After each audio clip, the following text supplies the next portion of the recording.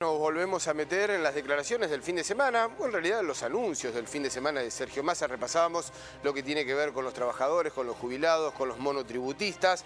También dio anuncios con respecto al agro, de esta manera. El campo obviamente fue el que más sufrió la sequía. Por eso tomamos la decisión de financiar desde el Estado todo lo que es el fertilizante de aquellos productores que fueron declarados en emergencia, con una suma muy importante de urea para que tengan la posibilidad de llevar adelante el proceso de siembra de la próxima campaña. En paralelo, ponemos en marcha retenciones cero para las economías regionales con valor agregado: vino, mosto, arroz, tabaco. Todos los que tienen proceso industrial para las exportaciones van a tener retenciones cero a los efectos de aumentar nuestras exportaciones con valor agregado. En el caso de la exportación de harina, aceite y pellet de soja, vamos a dar la posibilidad de disponer del 25% de la divisa para comprar transitoriamente soja para mantener el nivel de empleo en nuestro complejo agroindustrial sojero. Por último, para sostener los niveles de empleo en el sector agroindustrial y agropecuario, todos los que tengan un plan y pasen a trabajar como trabajadores rurales van a mantener el plan durante un año y el empleador les va a completar el salario, consolidando así el programa de un puente al empleo para transformar planes en empleo registrado. Algunas de las medidas que ha tomado, bueno, hasta en modo spot de campaña, ¿no? Más allá de medidas y de anuncios que tienen que ver como ministro de Economía, hasta estuvo compaginado, musicalizado como un spot de campaña. David Miazo, economista jefe, economista en FADA. ¿Cómo te va, David? Muy buenos días.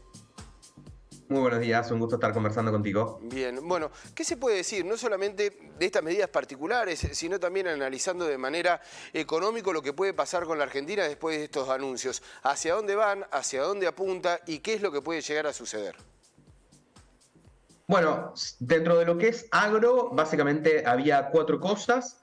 2 básicamente que ya estaban anunciadas previamente, Sí. Entre ellas está las retenciones cero para algunas economías regionales que ya la habían anunciado hace 2 meses y todavía no se había implementado. Lo del puente al empleo, que es algo que viene vigente ya desde hace varios meses, Sí. que es una buena política que debería seguir en el largo plazo, pero que ya venía implementada. Y sí, las 2 novedades son lo de fertilizantes, que si bien en el spot no se dijo, no estaba aclarado, por la información que tenemos hasta el momento, se habla de 5 toneladas de urea por productor. Esto en el mejor de los casos cubriría los costos de fertilización de unas 20 hectáreas, por lo tanto puede ser de utilidad para productores más chicos, pero difícilmente tenga algún impacto significativo a nivel de toda la producción agropecuaria. Y después el anuncio de mayor magnitud e impacto es el anuncio de un nuevo dólar soja que tiene otra dinámica, después si querés nos metemos en eso, pero que básicamente es un nuevo dólar soja que deja el valor, el tipo de cambio para las exportaciones de soja durante el mes de septiembre en unos 440 pesos, un 25% por encima del tipo de cambio oficial. Esa es por ahí la medida que se estaba esperando de alguna manera. El gobierno había dicho que no iba a haber una nueva edición de este tipo de programas, pero de alguna manera se estaba esperando por la necesidad de generar divisas en un contexto de reservas internacionales negativas. ¿Y esta implementación de esta nueva manera o de este dólar soja reformado tiene los daños colaterales que tanto se han hecho hincapié con los otros programas? ¿Son similares o por ahí están más cuidados? A ver, primero la implementación, ¿por qué es distinto que los anteriores? Sí. Básicamente, en los anteriores, el Banco Central directamente pagaba al exportador un tipo de cambio más alto. En este caso, ese no va a ser el mecanismo, sino que el exportador, el 75% de la venta internacional, supongamos, de cada 100 dólares de soja que exporta, 75 dólares los liquida, como se liquidan todas las exportaciones, al tipo de cambio oficial. Y el 25% lo puede liquidar con el contado con liquidación, que hoy está a 700 pesos versus el tipo de cambio oficial en 350. Entonces, ese mecanismo le permitirá al exportador tener un tipo de cambio final que te decía recién, en cerca de 440 pesos.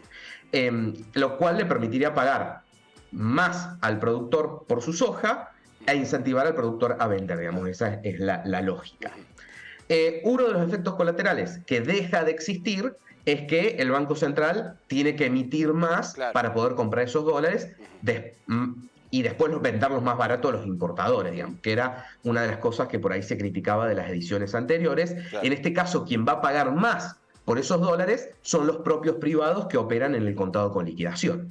De hecho, el gobierno probablemente con esto también pretende darle cierta oferta al mercado del contado con liqui para ponerle algún techo a la brecha cambiaria.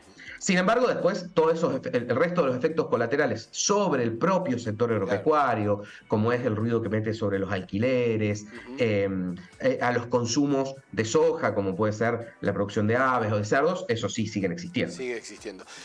David, aprovecho para consultarte en el paquete de medidas, ¿hacia dónde va? ¿Hay un horizonte, hay un punto más allá de intentar frenar estos efectos que fue la devaluación y la recesión en la cual estamos entrando? ¿Hay algún camino? ¿Se vislumbra algún programa, alguna idea final o no?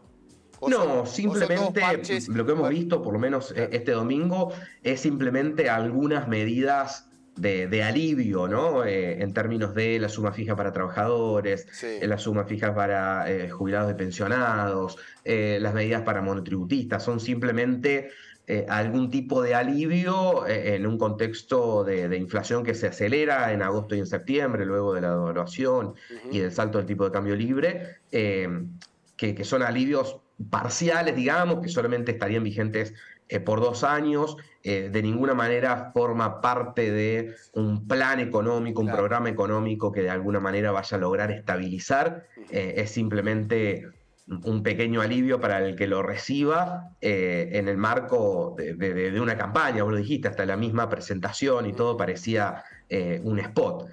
Así que la verdad que no deberíamos por lo menos esperar más que eso de estos anuncios. Veremos qué es lo que sigue, pero lo cierto es que tampoco el gobierno hoy tiene, y el ministro de Economía en particular como candidato presidencial, tienen muchos incentivos a hacer mucho más, simplemente a tratar de pilotar lo mejor posible estos 2 meses que quedan para, menos 2 meses, 45 días que quedan para las elecciones de octubre. David, nombraste una palabra, ustedes la vienen siguiendo, nos hacen transpirar cada vez que vemos el changómetro. Nombraste inflación, nos deparan meses complicados, ¿no? Sí, lamentablemente ya se está esperando para agosto y septiembre inflaciones por encima del 10%, principalmente producto de la devaluación del tipo de cambio oficial y de el salto de los tipos de cambio libre, que en cuestión de un poco más de un mes se fue de cerca de 500 a 700 pesos. Entonces se está esperando ese impacto, sumado a una emisión monetaria que no se detiene, el déficit no ha sido controlado, el Banco Central lo está asistiendo con emisión de nuevos pesos, lo cual también ayuda a fogonear todo este proceso. Así que se esperan estos 2 meses de alta inflación, que uno lo vamos a saber ahora cerca del 13, si no me equivoco, de septiembre, y otro justo unos días antes de las elecciones de octubre, y bueno, las expectativas son más o menos cerrar este 2023 con una inflación cercana al 140, 140 y algo por ciento, es el número que más o menos se está esperando cerrar el año. David, si bien ha cambiado medianamente en los extremos de las medidas, hablo de Javier Milei o representantes de su equipo, con respecto a lo que era en un comienzo, el principio de algunas medidas económicas realmente extremas, el plan motosierra, el Banco Central y demás. Después, bueno, fue variando un poco hasta este momento. ¿Es posible aplicar lo que dice Milei como lo está diciendo? Es decir, ¿qué genera en un economista escuchar las propuestas de Javier Milei? Bueno, a ver, sobre muchas cosas uno puede coincidir por la necesidad, digamos, que plantea el momento, ¿no? O sea, la necesidad de reducir el gasto público, porque simplemente, por más allá que ideológicamente uno le guste más o menos el gasto público, lo cierto es que hoy es infinanciable. Hoy el gasto público claramente no lo podemos cubrir a tal punto que nos tenemos que estar endeudando y al mismo tiempo generando emisión monetaria e inflación para poder cubrirlo. Entonces, ahí hay una lógica. Claro, pero eso lo dice Schiaretti, hasta lo dice el mismo Sergio Massa, lo dice Bullrich. Digamos, el tema es todo lo otro, ¿no? Tal cual, bueno, entonces, eso, en algunas cosas uno puede coincidir, como esas, que es una necesidad macroeconómica, más allá de la ideología, como vos dijiste, todos los candidatos de alguna manera u otra lo están diciendo con un mayor grado de agresividad o no, todos los están diciendo porque es una necesidad simplemente macroeconómica. De lo contrario, vamos a seguir conviviendo con altas inflaciones.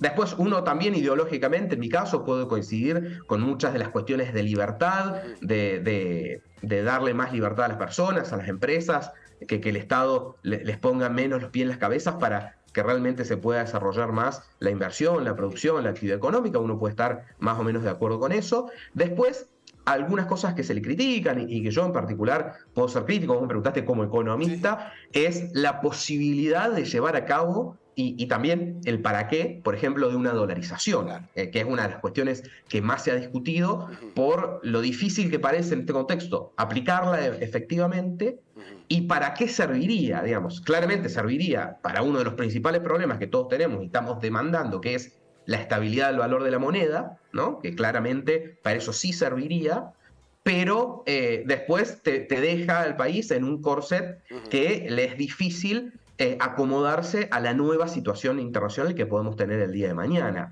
Nos pasó con la convertibilidad.